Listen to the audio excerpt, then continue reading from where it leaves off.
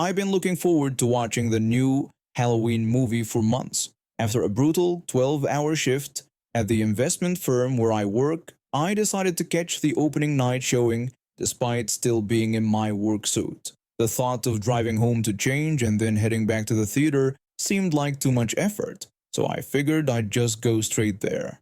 I settled into my luxury recliner with my overpriced popcorn and soda, ready to enjoy the movie. The theater had these nice dividing walls between rows, so you couldn't really see the people below you unless you stood up. During the previews, I noticed a woman walking in with three kids, a middle schooler, a toddler who looked maybe 3 or 4 years old, and an actual baby that couldn't have been older than a year. They sat in the row right in front of me. This wasn't some kid-friendly horror movie. This was Halloween, one of the most brutal slasher franchises out there. The movie started, and it didn't take long for the baby to start crying. Not just quiet whimpering, but full-on piercing screams that drowned out the dialogue. The mother did absolutely nothing to quiet the child down. After about 20 minutes of this, I got up and found two employees outside the theater. I explained to them that there was a woman with a baby and toddler in the theater, and that the baby's crying was disrupting the movie. I asked if they could do something about it. The employees assured me they would get their manager to handle the situation. I went back to my seat, but 15 to 20 minutes passed with no sign of any staff. Meanwhile, the baby continued wailing intermittently. I knew the really violent scenes were coming up, and I wasn't about to let this baby's inevitable screaming ruin the climax of the movie. I went back out to find the employees again. I told them that 20 minutes had passed and nothing had been done while the baby was still crying. The manager assured me she would go speak with the mother right away. I stood by the entrance as the manager and an employee approached the mother. The manager explained apologetically that the woman would need to leave, citing the complaints about the disruption and explaining their policy about not allowing children under 6 in R-rated movies after 6 p.m. The woman protested indignantly, pointing out that she had paid for the tickets. The manager offered her a full refund but insisted she would still need to leave. The woman argued that they couldn't make her leave because her older child wanted to watch the movie. The manager maintained that their policy was clear and warned that if she didn't leave voluntarily, they would have to escort her out. The woman finally gave in, declaring angrily that the place was terrible and she would never return. She gathered her kids and stormed out, the toddler trailing behind with a sippy cup while she carried the crying baby. The rest of us finally got to enjoy the movie in peace. After it ended, I found the manager to thank her. She revealed that the woman should have never been allowed in to begin with, explaining their policy about children under 6 not being permitted in R-rated movies after 6 p.m. She mentioned that the employee who sold the tickets was new and didn't know the policy. I expressed my relief that it got resolved before the really scary parts started. The manager told me that they had given the woman a refund since it was partly their mistake, but added that she had been placed on their watch list and wouldn't be allowed to purchase tickets if she tried this again. When I left the theater, I saw the woman at the customer service desk demanding additional compensation for what she called her ruined evening.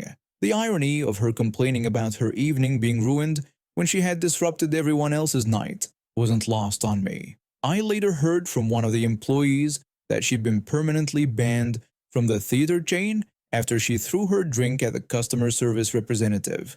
All I wanted was to watch a horror movie after a long day at work. Instead, I got a front row seat to a different kind of horror show, entitled Parenting at Its Finest. I've always found comfort in rescuing dogs. After losing my parents in a car accident 2 years ago and moving in with my aunt, dogs became my emotional anchor. They understand pain in a way most humans don't. I currently have 2 rescue dogs, both with heartbreaking backgrounds. The older one was found chained outside an abandoned house, severely malnourished. The younger one was rescued from a puppy mill. Despite their rough starts, they've grown into the sweetest companions anyone could ask for. Living with my aunt has been great. She works from home and supports my love for animals, even helping me with the adoption process. We live in a quiet area with plenty of walking trails, perfect for daily dog walks. Even during the pandemic, I made sure to maintain their exercise routine. It was good for all of us, really. One Saturday afternoon, I decided to take my older dog for a walk while the younger one was napping. The weather was perfect, not too hot, with a gentle breeze. We took our usual route through the neighborhood, passing by the local shops. That's when I noticed a new donut shop had opened up. The display windows showcased rows of beautifully decorated donuts that made my mouth water instantly. There was a "No Dogs Allowed" sign on the door, but the owners had thoughtfully set up a small area outside with a water bowl and a sturdy post for leashing dogs. I secured my dog's leash to the post, made sure she had access to the water, and went inside to check out their selection. The shop was relatively busy with 3 customers ahead of me, so I pulled out my phone to browse through social media while waiting. That's when I heard it. A horrific yelp that made my blood run cold. I rushed outside to find a middle-aged woman repeatedly hitting my dog with an umbrella. My dog was cowering, trying to avoid the blows while being restricted by the leash. I immediately shouted at her to stop hitting my dog. I jumped between them, taking a few hits to my leg in the process. The woman, red-faced and wild-eyed, kept trying to reach around me to hit my dog. She started yelling about how my dog had scratched her car, accusing me of letting it run around without a leash. I tried explaining that my dog had been leashed here the entire time and pointed out that her car wasn't even on this side of the street. She continued screaming, claiming she had to chain up my vicious animal herself after it attacked her car. She threatened to call the police and demanded I pay for the damages with my insurance. I told her that I was only 15 and didn't have any insurance, reminding her that I had leashed my dog myself and she hadn't chained anything. By this point, other customers from the shop had come outside to see what was happening. I was shaking with anger and fear, trying to protect my whimpering dog while fumbling with my phone to call the police. The police arrived within minutes. Karen immediately switched her demeanor, putting on a show of being the victim. She eagerly told the officers that my dangerous dog had attacked her and she was just protecting herself and her property. The police separated us to take our statements. I could hear Karen spinning her tale about my vicious dog running loose and attacking both her car and her person, and how she heroically restrained the animal. When it was my turn, I explained what actually happened.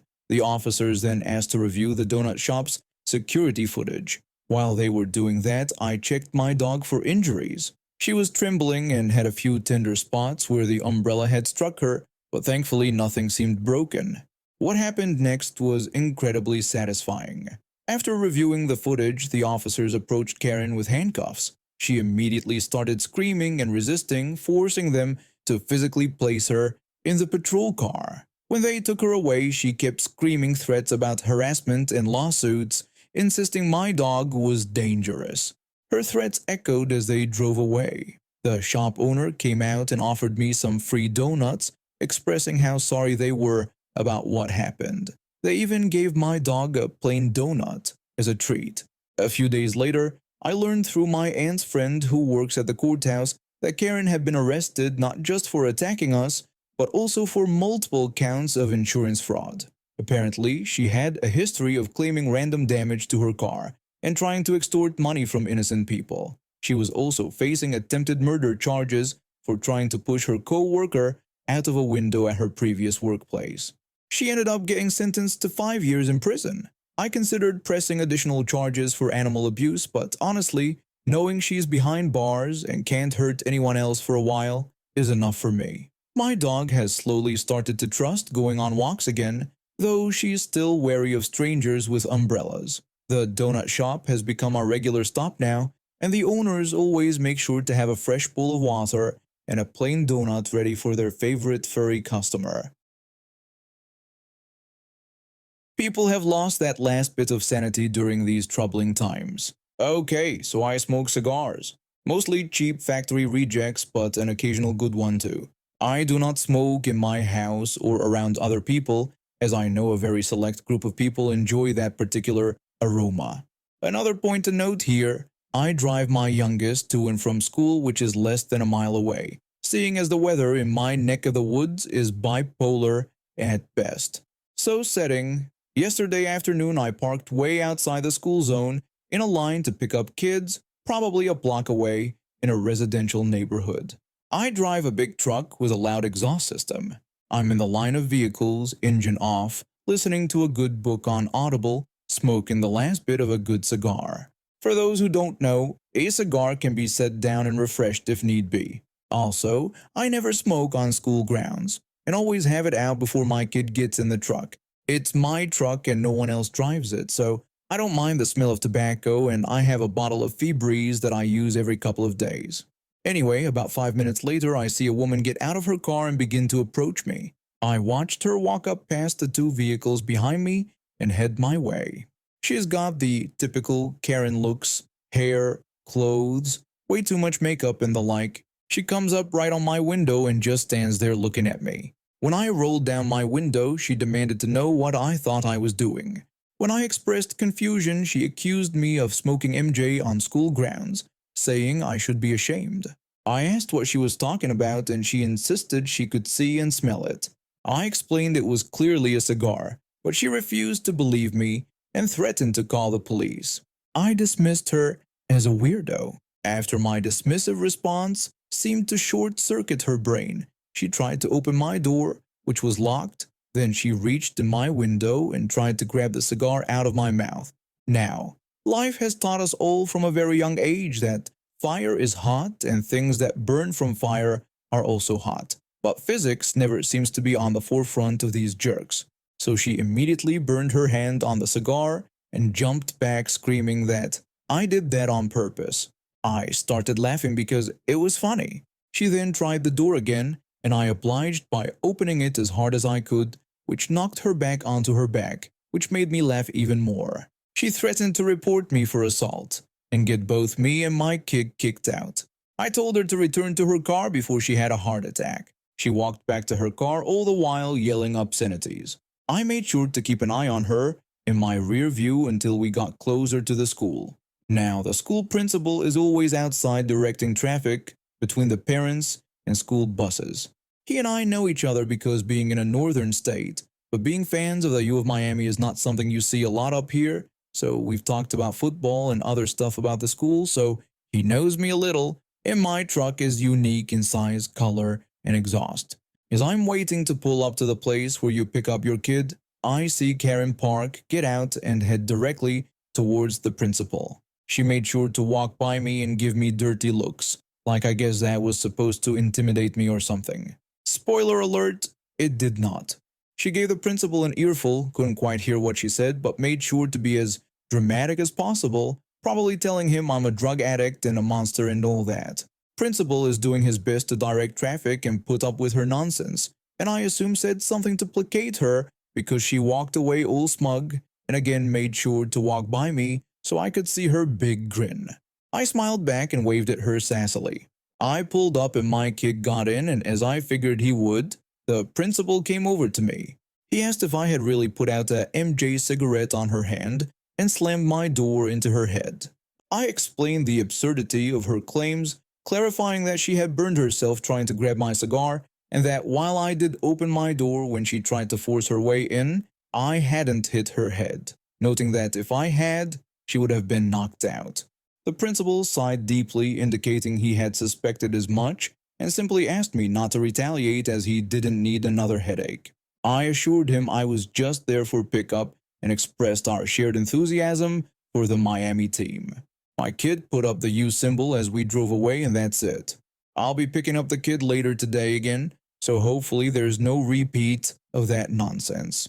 Karen will be so thrilled to know that I didn't get the outcome she thought I would after telling the principal. At least she got what she deserves and had her hands burned and her butt falling to the floor. I mean, that's what happens when you don't mind your business.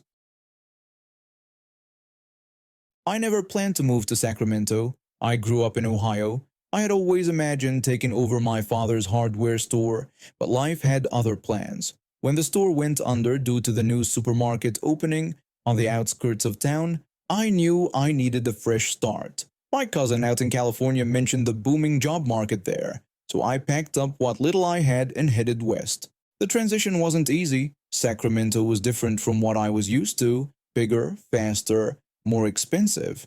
I couldn't afford a place on my own with my entry-level job at the manufacturing plant, so I ended up sharing a house with 5 other guys. 3 bedrooms, 2 people per room. It wasn't ideal, but we made it work. My roommates were a diverse bunch. There was a municipal bus mechanic who worked the graveyard shift, 2 factory workers, a clerk at the local grocery store, and 2 construction workers. We didn't socialize much, but we respected each other's space and kept the house running smoothly. Everything was fine until autumn came around. In Sacramento, residents would rake their leaves into neat piles by the street, and the city would send vacuum trucks to collect them on scheduled days. It was an efficient system until some local teenagers decided to make it their personal entertainment. The first time it happened, we thought it was a one-off incident. We heard a car engine revving late at night, followed by the sound of leaves scattering everywhere. In the morning, our carefully gathered pile was spread across half the street. I asked out loud who would do something like this. My roommate from the grocery store just shrugged as we started raking again, suggesting it was probably just some kids having fun and that they'd get bored eventually. But they didn't get bored. Every few nights, we'd hear the same thing. An engine revving, laughter, and our leaves getting scattered everywhere. If we didn't clean it up before the city came, they wouldn't collect the leaves and we'd be stuck with them until the next scheduled pickup. After 3 weeks of this, our mechanic roommate had enough. He'd come home from his night shift multiple times to find the mess, and having to clean it up before getting any sleep was wearing him thin. One evening, as he was leaving for his shift, I noticed him unloading something from his truck. I asked if he needed any help, but he declined, saying mysteriously that he was just doing a little pest control. I didn't think much of it at the time, but around 2 a.m., we were all jolted awake by an enormous crash outside. The sound of metal hitting metal echoed through the neighborhood, followed by shouting and car doors slamming. We all rushed outside to find a car with its front end completely smashed. 3 teenagers were standing around it, looking dazed. Our leaf pile was scattered again, but this time it revealed what they'd hit: a solid engine block that our mechanic roommate had hidden beneath the leaves. The police arrived quickly, and that's when things got interesting. One of the officers recognized the driver and asked if he wasn't Officer Thompson's boy. The teenager just looked at the ground, refusing to make eye contact. They called his father, and I'll never forget that conversation I overheard. The officer on scene reported that his son was involved in an incident. The father's first question was whether his son was hurt. When told there was just some minor bruising, the father instructed them to let his son walk home, specifically ordering them not to give him or his friends a ride. He added that they would discuss this when his son got home. The teenagers' faces fell as they realized they'd have to walk home in the cold night air. When they trudged away, one of them turned back and demanded to know what kind of person puts an engine block in a leaf pile. I responded by asking what kind of person destroys other people's work for fun. When our mechanic roommate returned from his shift that morning, he walked in with the biggest grin I'd ever seen on his face. He just commented cryptically that you never know what you're going to catch when you go fishing. We never had trouble with leaf pile drivers again. Word got around fast about the engine block incident, especially since the driver was a cop's son. When the police asked about the engine block, our mechanic roommate simply said he was planning to work on it that weekend and had covered it to protect it from the rain. Since there was no law against storing auto parts on your own property, they couldn't do anything about it. The police officer's son and his friends became the laughingstock of their school. Apparently, destroying people's leaf piles had been their signature prank for weeks, and now everyone knew how it had backfired on them. The repair bill for their car came out of their own pockets too. Their parents refused to help pay for damages caused while vandalizing property.